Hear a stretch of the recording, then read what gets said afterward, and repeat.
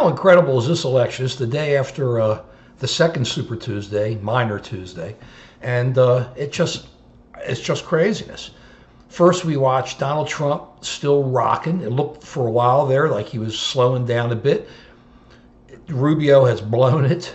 He came in, I think he hit him right the first time, that first debate, and he went up a bit in the polls, and Trump came down a bit, and then he wasted it by the second time, the second debate, just attacking him again and again instead of saying, okay, I made my point, and now I'm moving on. Obviously, people weren't satisfied with the way he just kept whacking away and made him look like a kid, and Donald Trump played the little Marco, and it worked beautifully.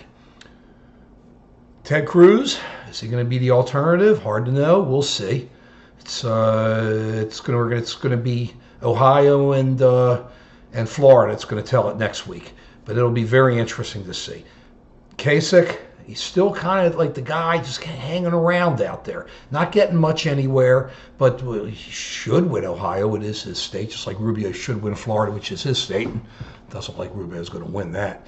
And if he doesn't, he's out. If he's in, if he wins, he's got his votes, and he can move forward as delegates and kind of go in and be a kingmaker. It could be really interesting. It was just so interesting, just watching Trump move on through and make it happen, and it's just, woo! It's just so interesting.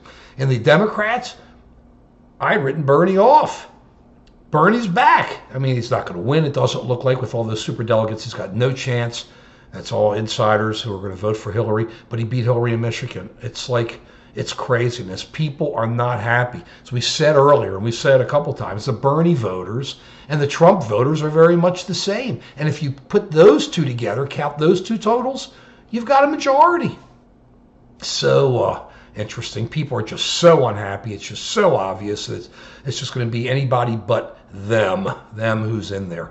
Also, some interesting stuff. The Democrats are accusing the Republicans of playing race politics and wanting to go for the white votes, the white middle class vote or whatever. Meanwhile, the Democrats are doing the same, going for the black bloc vote.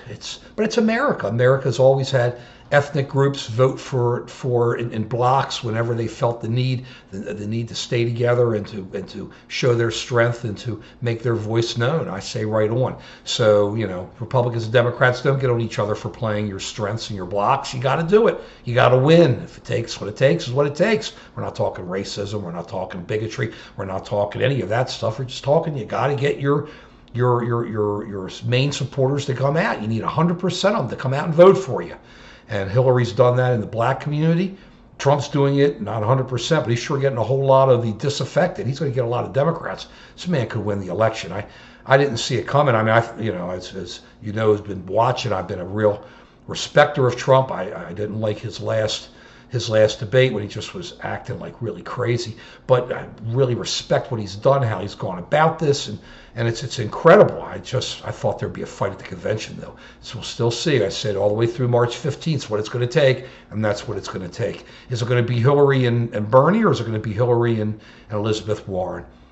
What an election this is going to shape up to be. People cannot say that there's not going to be a choice, because there's definitely going to be a choice. There's choices inside the parties for the primaries, and there's going to be choices for the general election. American people's getting what they're asking for, are getting what they're asking for.